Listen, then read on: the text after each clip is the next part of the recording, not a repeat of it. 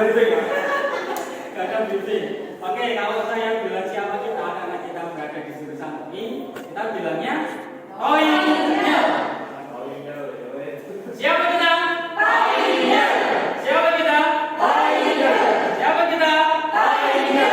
Biasanya siswa sekarang gurunya juga harus seperti kita. Nah, cek soundnya dulu, ya. Kalau saya bilang cek sound, berarti di sini.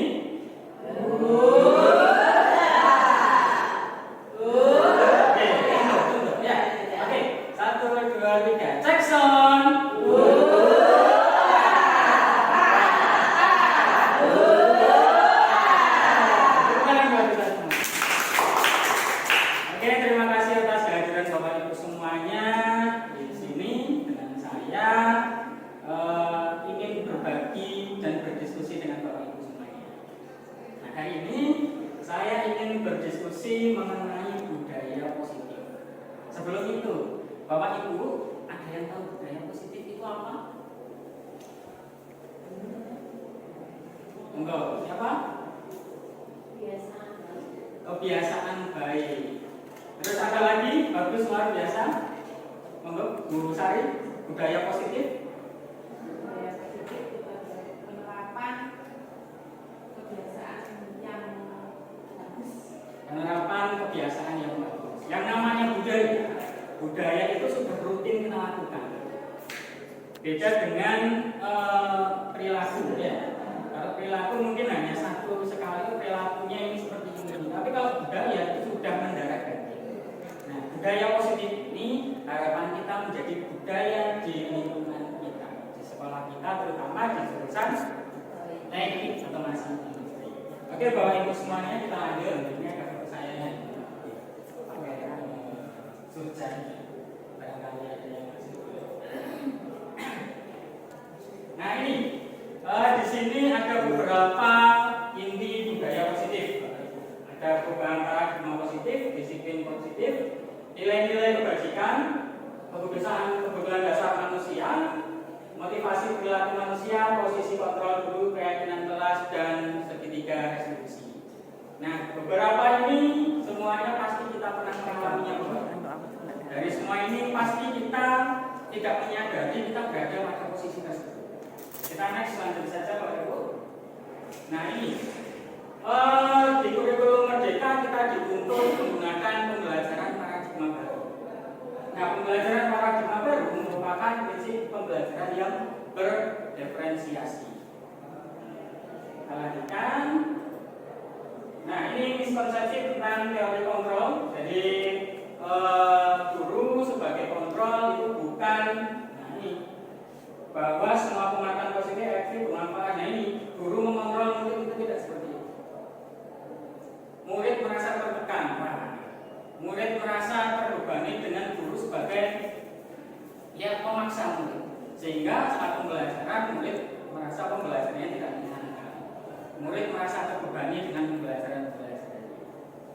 Dengan marah-marah, dengan memaki-maki. Bahkan kemarin waktu saya melaksanakan segitiga eksekusi, ada siswa yang trauma dengan perilaku gurunya, sikap gurunya dan teman-temannya, merasa dibully, dihakimi, sehingga anak itu mentalnya mengakibatkan anak itu saat pembelajaran, saat di kelas dia menyendiri. Nanti kita lihat videonya. Kita next. Nah ini lanjut saja. Nah disiplin positif. Disiplin adalah salah satu penerapan disiplin yang bertujuan untuk menumbuhkan kesadaran dan memberdayakan peserta didik sesuai dengan rewardnya atau sesuai dengan keyakinan yang disepakati.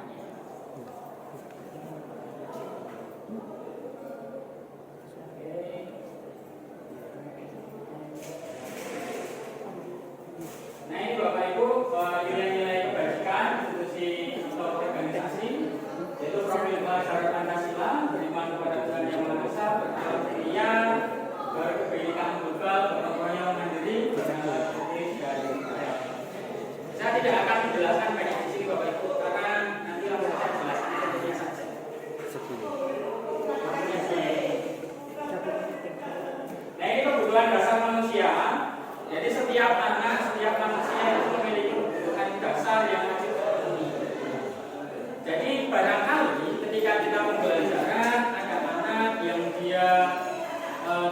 maksimal dalam pembelajaran, nah kita bisa identifikasi.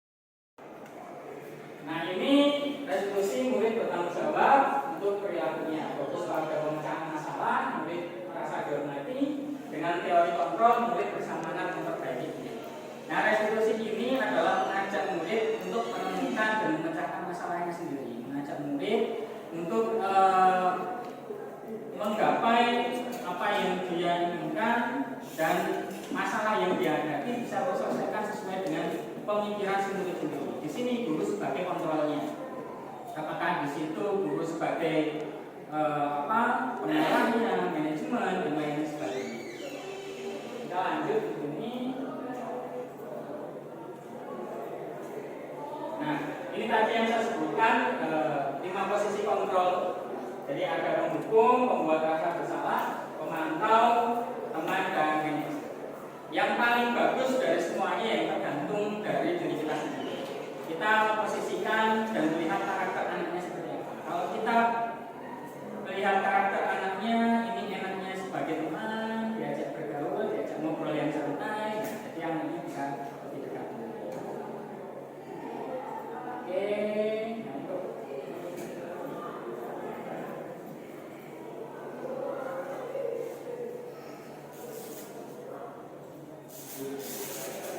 nah keyakinan kelas. Keyakinan kelas adalah hasil dari diskusi bersama satu anak-anak, satu kelas untuk mencapai kesepakatan sesuai dengan konsekuensi yang nanti akan diambil. Oh anak-anak, kita sekarang kesepakatan kelasnya apa? Oh, hadir tepat waktu, tidak boleh ramai saling menghargai orang lain. Di sini wujud kesepakatan di mana semuanya, baik guru, anak-anak wajib mentaati keyakinan kelas yang kita buat bersama.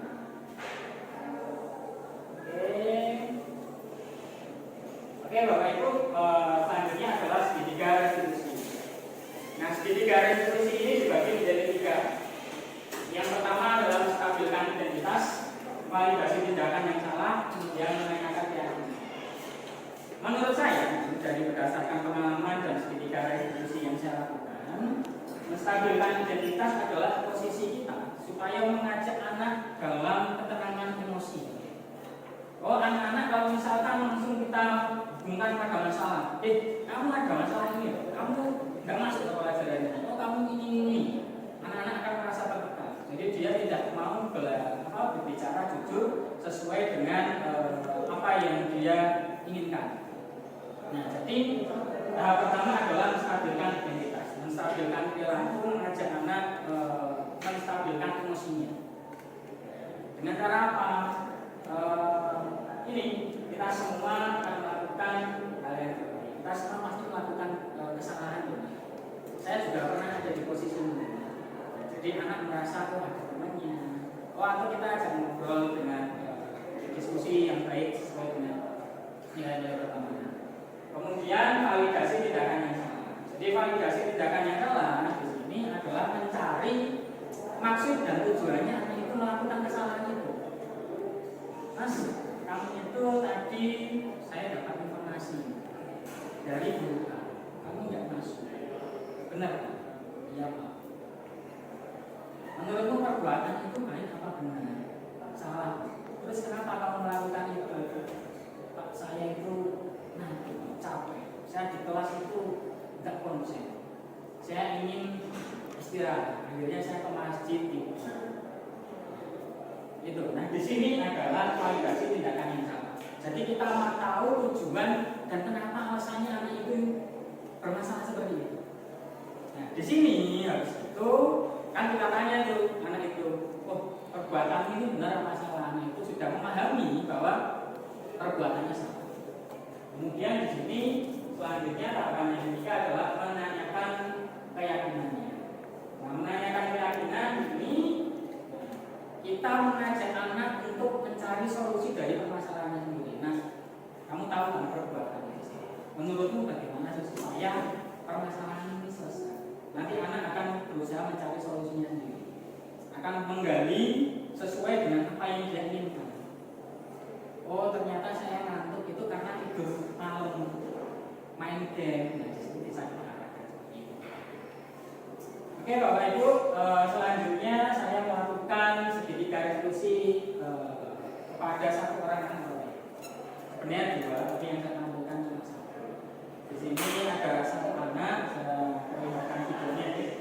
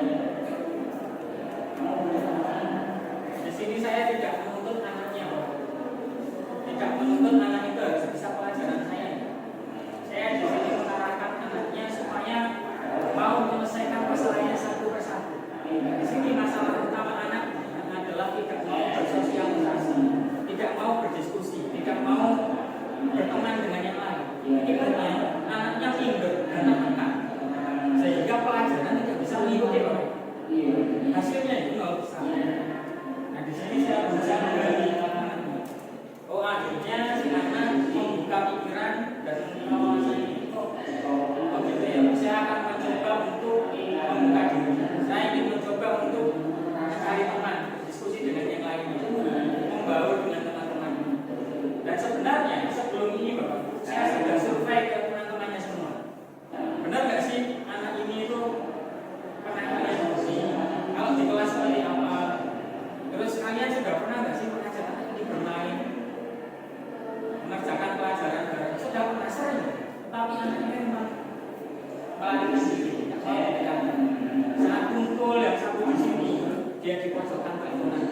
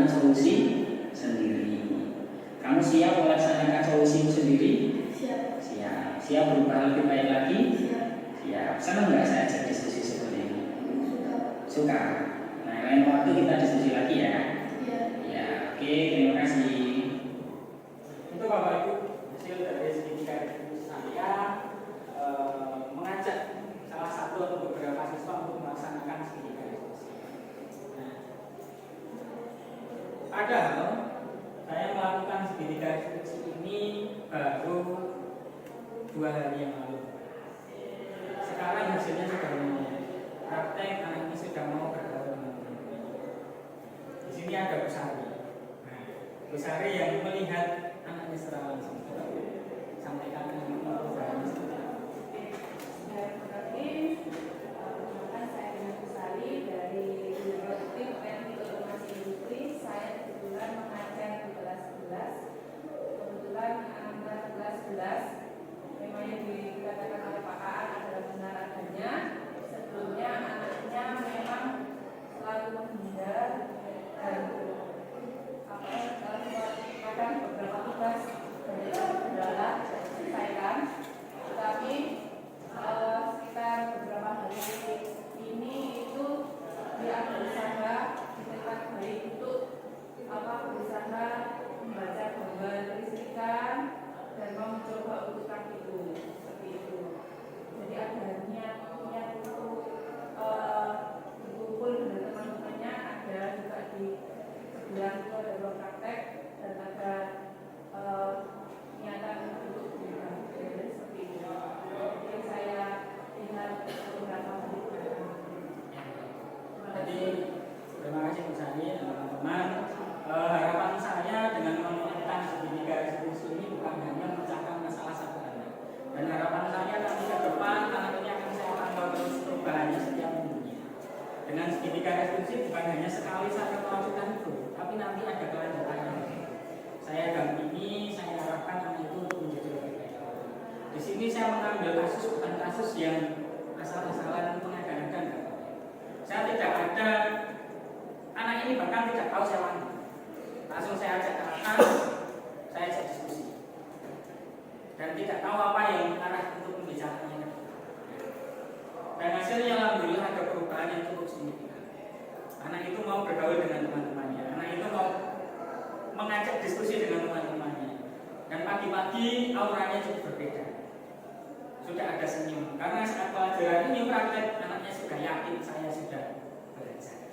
Jika sebelumnya disuruh maju aja tidak mau waktu itu. Maju kalian, padahal nggak ada yang makan. Gurunya nggak makan. Karena anaknya merasa minder apalagi dengan teman-teman. Mungkin itu saja Bapak Ibu. Saya sampaikan barangkali ada pertanyaan satu atau dua pertanyaan atau nanti kita diskusikan. Monggo Bapak Ibu.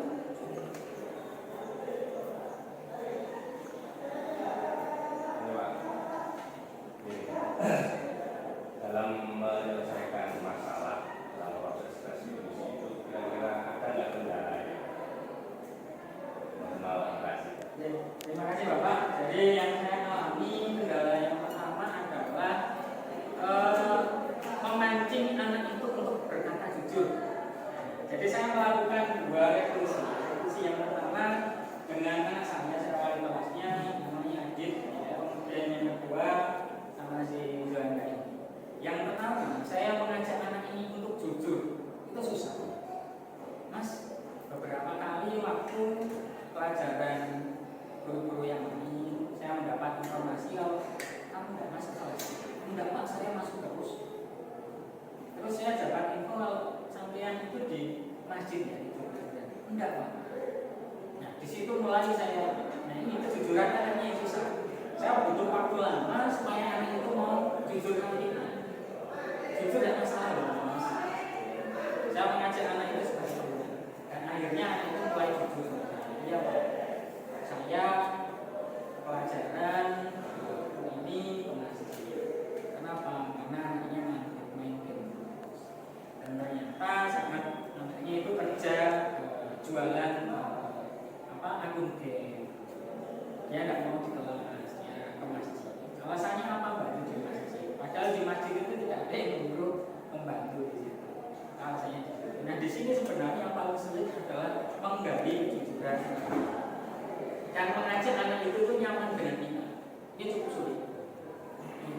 Tapi kalau pelan-pelan kita ajak ngobrol sebagai teman, alhamdulillah itu mulai terbuka. Ya, terima kasih. Mungkin gitu saja ya.